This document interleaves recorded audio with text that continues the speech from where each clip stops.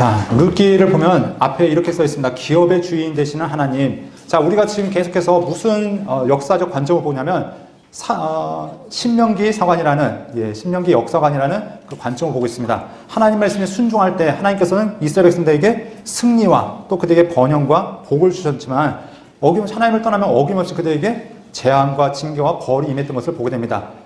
여호수아 때도 그랬죠. 여호수아가 하나님 말씀에 순종할 때, 백성들이 순종할 때는 승리를 주셨지만 한순간이라도 하나님을 바라보지 못하면 그들은 어김없이 넘어졌던 것을 보게 됩니다. 또 마찬가지로 사사시대도 마찬가지였죠. 하나님을 떠난 백성들은 결국 하나님의 징계 가운데 있었다는 것을 이야기합니다. 그러니까 징계는 어떻게 보면은 우리에게는 저주일 수 있지만, 그런데 그 저주가 저주로 끝나는 것이 아닙니다. 이것은 하나님의 사랑의 또 다른 표현이었죠. 무엇이냐면 우리를 회복시키려는 하나님의 도구였다는 것을 우리가 알게 됩니다. 자, 이 룻기에도 그래서 이야기가 어떻게 시작되어지는가? 흉년이 들었다라는 이야기가 먼저 시작되어집니다. 이 룻기의 배경이 언제냐면 사사기라는 것을 보게 되는데, 자, 그러면 이 룻기라는 책을 한번 자세하게 알아보도록 하겠습니다. 룻기라는 책의 이름은 룻이라는 이름에서 따왔죠. 이 룻은 우정이라는 이름을 가지고 있습니다. 여기서부터 룻기라는 이름이 나왔고요. 기록자는 누구일까 알지 못하지만 많은 사람들이 당시의 대표적인 제사장이었던 사사였던 사무엘을 이야기하는 것들을 보게 됩니다. 그리고 아마도 다윗 시대에 이것이 마무리되지 않았을까라고 추정하고 있는 것들을 보게 됩니다.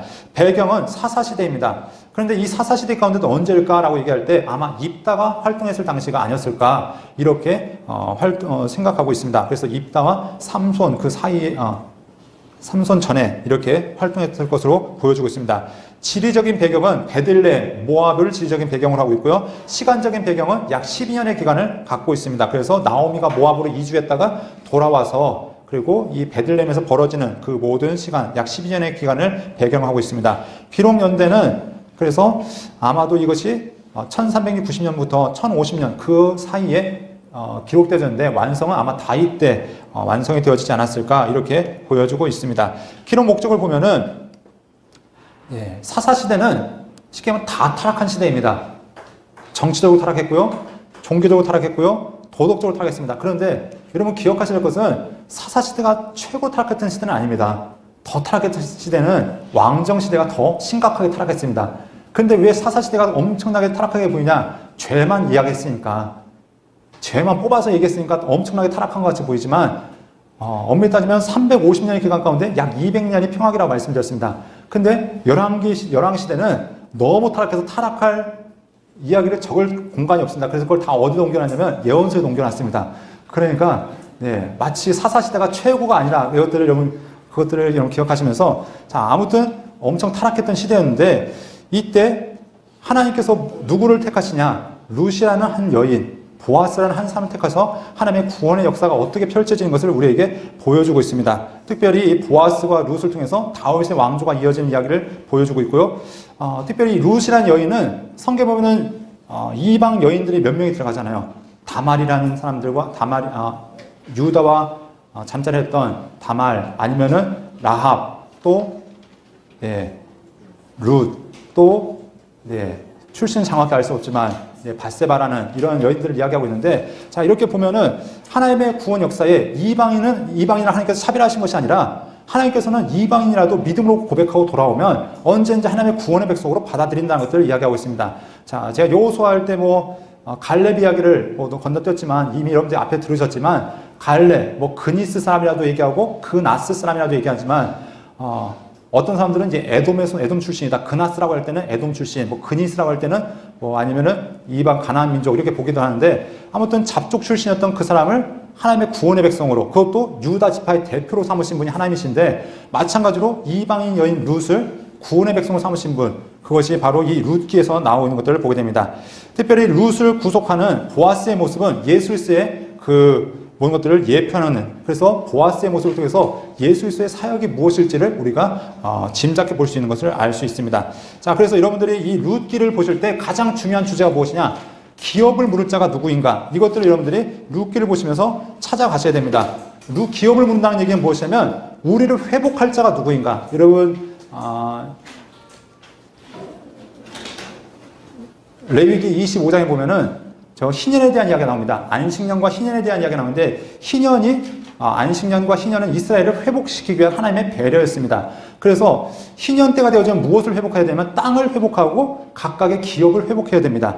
그래서 팔렸던 땅이 다시 돌아오고 종으로 팔렸던 사람이 다시 돌아오는 것, 이것이 희년의 가장 중요한 법인데, 자, 여기서 나오는 룻기도 희년이라는 것을 배경으로 하고 있다는 것을 여러분들이 기억해야 되는, 우리가 먼저 전제해야 된다는 것을 우리가 알 수 있습니다. 자, 그래서 자, 룻기를 보면은 먼저 1장부터 4장까지를 우리가 찾아볼 수 있습니다. 그런데 이것을 구조를 나누면 크게 두 가지 부분을 나눌 수 있죠. 1장은 나오미와 룻에 대한 이야기고요. 그리고 2장부터 4장까지는 룻과 보아스에 대한 이야기인 것을 보게 됩니다. 자, 1장 이야기 여러분 잘 아십니다. 어떤 내용이 있죠? 네, 엘리멜렉이라는 사람이 있었는데 부인과 아들 둘을 데리고 모압 땅으로 이사했다. 그럼 왜 이사했을까요? 이사한 이유가 성경에 나오고 있죠. 한번 보도록 하겠습니다. 자, 1절 말씀입니다. 사사들이 치리하던 때에 그 땅에 흉년이 드니라. 네, 여기서 이유가 나왔습니다. 베들레헴이라는 땅에 살고 있었는데 흉년이 들었습니다. 그런데 시대가 언제냐면 사사들이 치리하던 때였습니다. 그 문제는 무엇이냐면 사사들의 패턴이 있다고 말씀드렸죠. 하나님 말씀에 불순종하면 흉년이 왔다. 그러면 어떻게 됩니까? 부르짖어야 됩니다. 회개해야 됩니다. 근데 이 사람은 어떻게 했죠? 엘리멜렉의 이름 뜻이 무엇이냐면 나의 하나님 아버지, 나의 하나님은 왕이시다. 이런 뜻을 가지고 있습니다. 그런데 이름은 참 좋죠. 그런데 전혀 하나님과 상관없는 삶을 삽니다. 흉년이 오니까 어떻게 하냐면은 회개하고 하나님께 돌이키는 것이 아니라 야, 짐 싸라 싸가지고 재산 다 정리해서 도주하는 것을 보게 됩니다. 왜냐하면 재산이 있었던 걸 봤을 때 어느 정도 먹고 살만했으니까 책임지기 싫었으니까 도망갔겠죠. 가난한 자들, 형제들을 돌봐야 되는데 그 사명 감당하기 싫어서 야, 우리끼리 한번 먹고 살아보자 하면서 도망갔던 것을 보게 됩니다. 그런데 도망간 그 땅에서 잘 됐습니까? 조금은 잘 버텼던 것 같습니다. 그런데 시간이 지나면서 먼저 남편이 죽습니다. 그리고 두 아들, 약 10년 정도 지났는데 장성해서 두 아들 장가 보냈습니다. 바로 오르바와 룻이라는 두 여인에게 장가를 보냈는데 얼마 안 돼서 두 아들도 다 죽습니다. 이 집안에 과부만 셋이 남았습니다.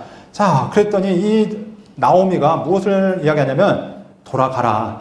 내가 지금 나이가 있는데 너네 다시 자식 낳을 수도 있지 않고 그러니까 새 삶을 찾아라 라고 얘기합니다. 이때 한 번씩은 다 예의상 거절해 주죠. 어머니, 저희가 어떻게 이럴 수 있습니까? 저는 절대 그럴 수 없습니다. 한 번은 예의상 그랬지만 어머니가 간곡하게 부탁하니까 네, 누가 떠나가죠? 예, 오르바가 떠나갑니다. 오르바가 몇째 며느리죠? 네, 둘째 며느리입니다. 예, 룻이 첫째 며느리고 오르바가 둘째 며느리입니다. 왜냐하면은 말론이 첫째인데 말론의 부인이 룻이거든요. 그러니까 여러분들 마치 성경에 오르바가 먼저 나오고 룻이 두 번째 나오니까 오르바가 둘째 며느리처럼 생각되어지는데 맏며느리 룻이었습니다. 자, 그러니까 어떤 사람이 이렇게 얘기해요. 룻이 먼저 얘기했으면 빨리 갔을 텐데 오르바가 선수 쳐가지고 못 갔다. 예, 우스갯소리 이렇게 얘기하는데 자, 아무튼 룻은 믿음의 고백을 하죠. 어머니 하나님이 나의 하나님이 될 것이다 라는 믿음의 고백을 통해서 이렇게 베들레헴 땅으로 돌아오게 되는 것들을 보게 됩니다. 그래서 여러분들 베들레헴으로 돌아오는데 돌아왔더니 많은 사람들이 나오미를 환호하는데 야, 이게 누구냐, 나오미 아니냐 라고 얘기했더니 나오미가 하는 얘기가 무엇이냐면은 나 나오미 아니야, 나 마라라고 해. 내 삶은 정말 고통스럽다는 거죠. 그러면서 무슨 얘기하면은 21절에 이렇게 얘기합니다. 내가 풍족하게 나갔더니 여호와께서 내게 비어 돌아오게 하셨느니라. 누가 하셨다고요? 하나님이 하셨다고요. 네, 하나님께서 그의 삶 가운데 개입하시고 역사하시긴 했습니다. 그런데 주된 삶은 어떻게 했습니까? 하나님 말씀을 저버린 나오미와 그 가족의 책임이죠. 그런데 이렇게 하나님께 책임을 돌림에도 불구하고 하나님은 어떻게 하시면 나오미와 룻의 가정을 통해서 일하기 시작하십니다. 왜냐하면 나오미가 대단한 게 아니라 어떻게 보면 룻 때문에. 근데 룻이 될 수 있었던 이유는 또 나오미에게 있습니다. 왜냐하면 하나님에 대해서 안다고 얘기하고 있잖아요. 그러니까 나오미도 그냥 엉망으로 산 것은 아닌 것을 우리가 알게 됩니다. 아무튼 지금 고백은 이렇지만 이 고백이 잠시 후면 완전히 역전이 되어집니다. 지금은 하나님께 원망하고 하나님 안 됩니다 하지만 나오미의 위대한 점이 무엇이냐면 그래도 그 땅에 안 버틴 게 다행인 겁니다. 어떻게 보면 돌아왔다는 거죠. 비록 지금 삶은 불평의 고백이 있지만 하나님 앞에 돌아와서 이렇게 고백하고 있는 것들을 보게 됩니다. 자, 돌아왔는데 때마침 어떤 일이 있습니까? 바로 누구의 소개를 하냐면은 보아스라는 사람에 대해서 이야기하고 있습니다. 그래서 이 소개하면서 나오미와 룻이 이제 집에 돌아왔는데 문제는 아무것도 없다는 거죠. 집도 없죠, 땅도 없죠, 먹고 살 것도 없죠. 그랬더니 이제 룻이 제가 어머니 한번 먹을 것 좀 구해보겠습니다 하고서 나갑니다. 나가는데 3절 말씀 한번 보도록 하겠습니다. 룻이 가서 베른자를 따라 밭에서 이삭을 줍는데 우연히 엘리멜렉 친족 보아스에게 속한 밭에 이르렀더라. 여기서 참 독특한 단어가 있습니다. 그렇죠? 우연이라는 단어가 등장하는데 우리가 왜 우연이라고 얘기하면은 우리는 그 이유와 그 진행 상황을 알지 못하기 때문에 이제 우연이라고 얘기하죠. 우리가 보면은 야 이게 어떻게 된 일이야? 야 우연이 된 거야. 막 이런 얘기를 하는데 이것이 우연이 아니라 지금부터 그 전부터 하나님께서 어떻게 하면 하나하나 계획하신 거 하나님의 인도하심이 있었죠. 그런데 룻이 볼 때는 또는 나오미 볼 때는 우연인 것이죠. 그런데 그 모든 것 가운데 하나님의 일하심이 있었다. 그래서 룻기를 보면 독특한 이야기가 보시면 하나님께서 말씀하셨다. 그런 얘기 하나도 안 나옵니다. 그렇죠? 하나님께서 무슨 기적을 보여줬다. 그런 얘기도 하나도 안 나옵니다. 그런데 분명히 하나님은 신실하게 일하고 계신 것들을 보여주고 있습니다.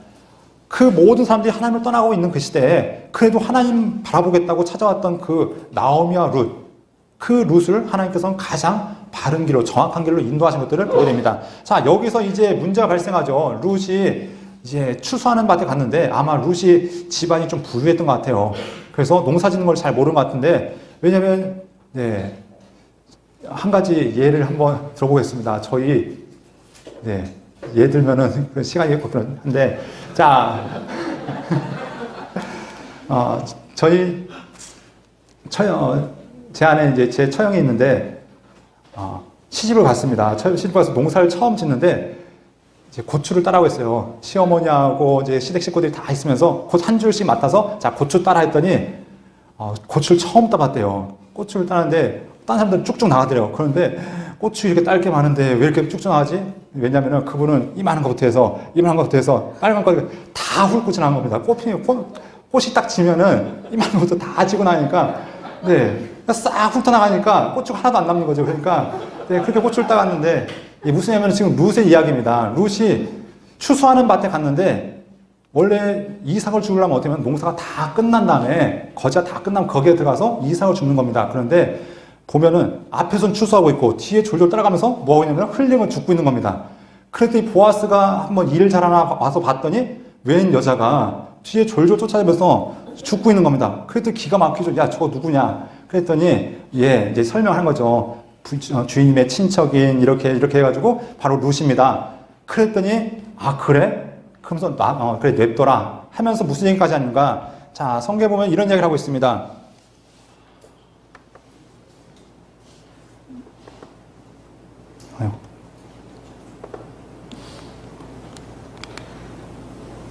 자, 15절 말씀 함께 보도록 하겠습니다. 시작.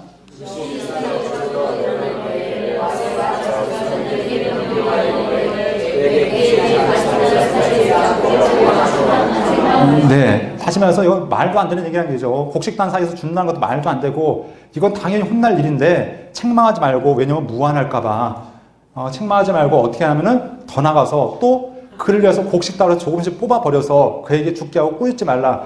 야 뿌려 하는 거죠. 자, 그래서 어떻게 합니까? 룻이 그날 갔다 왔는데 어머니한테 보고하는데 얼만큼 주었는지 얘기하면은 요즘 단위라면은 20리터들이 그 한 통을 주었다라고 얘기하고 있습니다. 그러니까 여러분 생수통 있잖아요. 20리터짜리. 거기 하나 가득 주워 왔다는 것을 얘기합니다. 그러니까 이거는 이삭 죽기 아니죠. 그냥 퍼온 거죠. 그러니까 하나님의 은혜로 얘기하는데 레위기 19장 9절부터 10절, 24장 19절, 22절에 무슨 얘기냐면은 가난한 자들 위해서 이삭을 남겨두라는 얘기입니다. 그런데 보아스는 어떻게 하면 남긴 수준이 아니죠. 뿌려준 거죠. 그것도 그냥 퍼주면은 무한할까봐 어떻게 합니까?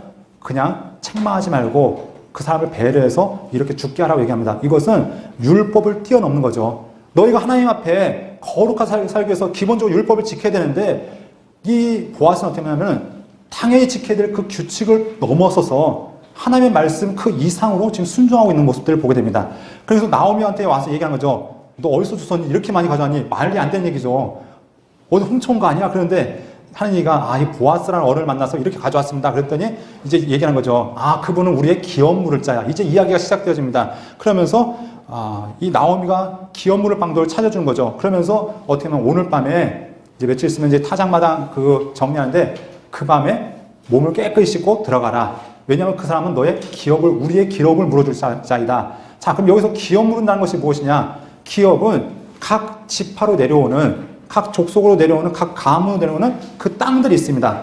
하나님께서 여호수아를 통해서 또한 모세를 통해서 땅을 분배해 주셨는데 그 땅은 이제 누가 지켜가야 되냐면 각 족속이, 각 지파가 집안별로 지켜나가야 됩니다. 이 땅은 만약에 팔렸으면 다시 돌아와야 되죠. 50년이 되어지면 돌아와야 되는데 지금 이제 이 나오미와 룻이 돌아왔기 때문에 이제 이 땅을 다시 되찾고 하는 겁니다. 그런데 이들은 지금 가진 게 없으니까 누가 도와줘야 되냐면 가장 가까운 친족의 이 일들을 도와줘야 되는 사명이 있습니다. 그랬더니 이 나오미가 무슨 얘기냐면은 바로 이 나오미가, 이 보아스가 기업물을 짜다.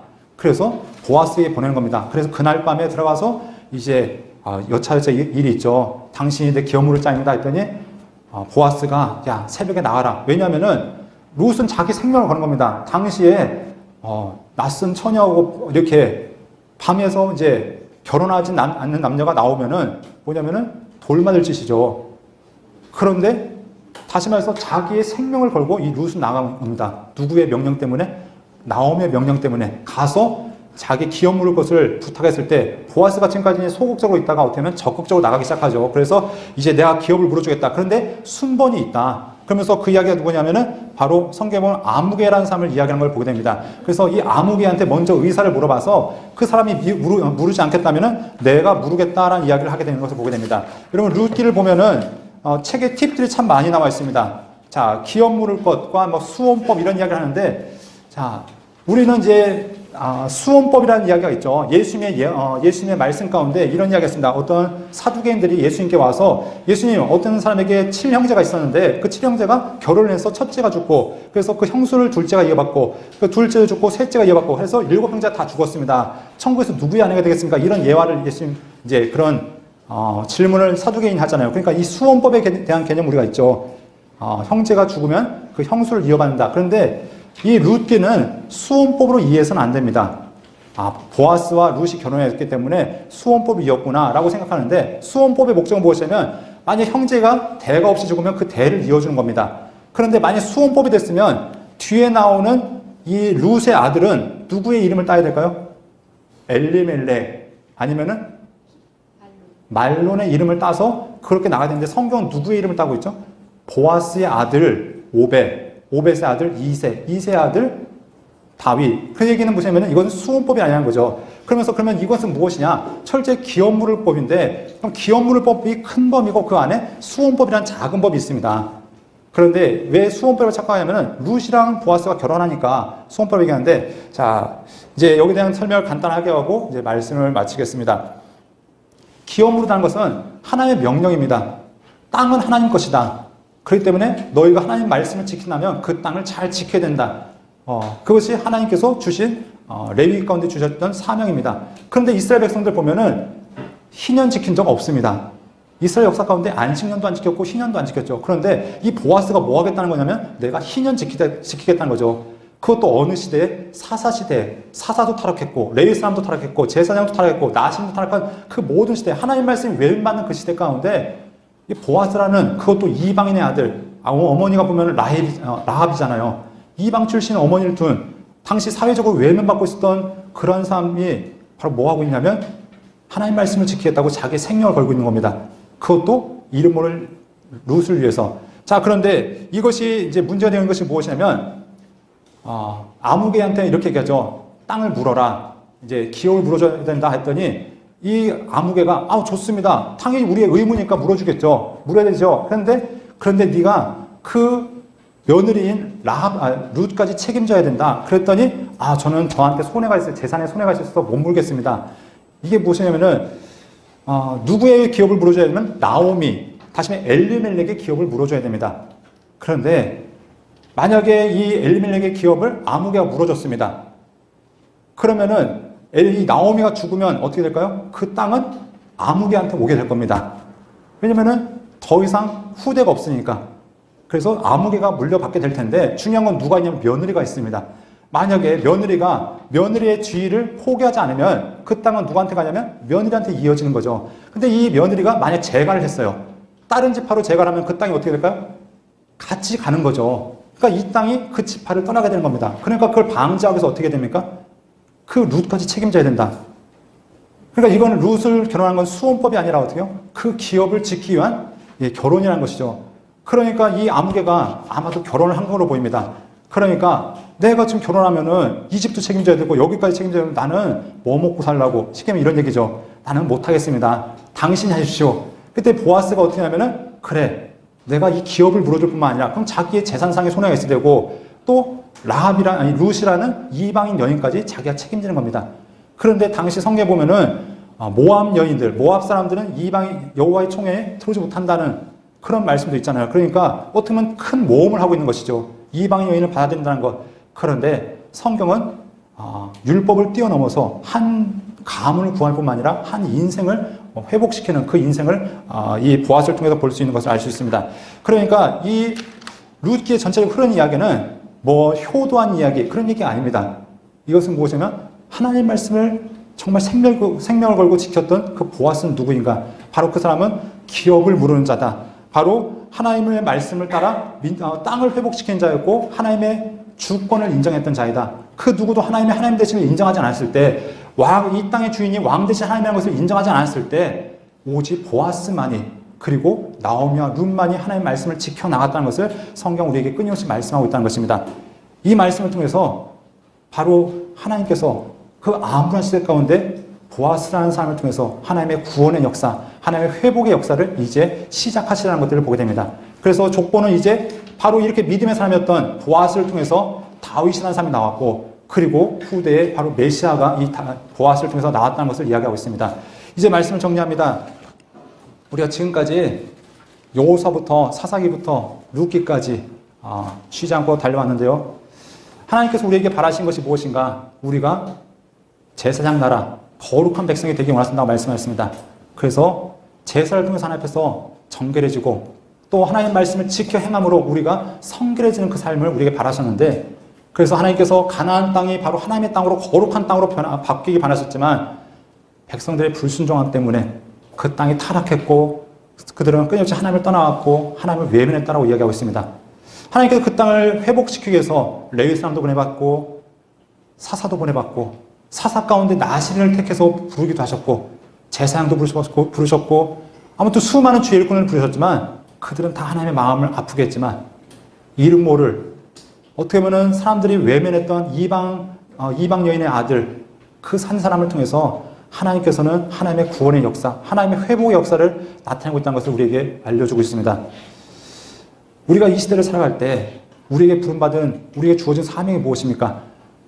하나님께서 우리를 부르신 그 목적이 무엇인지 바로 기억하시면서 누가 아니라 바로 내가 하나님의 말씀 가운데 깨어서 이 땅의 거룩한 백성으로 이 땅에서 빛과 소금으로 그 사명을 감당할 수 있는 여러분이 되어주길 소원합니다.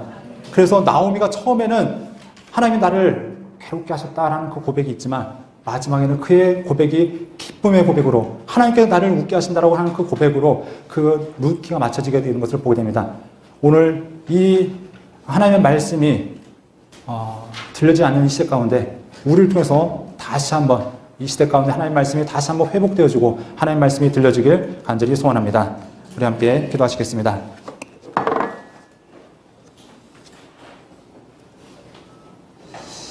자기 백성을 찾으시는 하나님의 그 부르심 가운데 우리가 온전히 응답하기 원합니다. 레위 사람들을 통해서 이스라엘을 거룩한 백성으로 만들기 원하셨고 사사들을 통해서 하나님의 구원의 역사심을 보여주기 원하셨고 제사장을 통해서 하나님과의 교제가 바로 이루어지기 원했고 심지어 나신을 통해서 하나님 앞에 정결한 삶을 살기를 보여주기 원했지만 사람들은 끊임없이 하나님을 외면했고 하나님의 왕되심을 인정하지 않았고 자기의 목적을 따라 자기의 방법을 따라 끊임없이 살아간 것들을 보게 됩니다. 그런 가운데 하나님을 왕으로 인정했던 한 사람, 하나님의 주권을 인정했던 믿음의 과정을 살펴보게 됩니다. 하나님의 하나님께서 오직 우리의 왕 되시고 하나님께서 우리의 전부 되시고 하나님께서 우리의 모든 것 되신다는 믿음의 고백이 오늘 이 시대 가운데 우리의 입술을 통해서 우리의 삶을 통해서 또한 증거될 수 있도록 주님 붙드시고 인도하여 주옵소서. 우리의 걸음걸음 인도하시는 예수 그리스도의 이름으로 기도합니다. 아멘.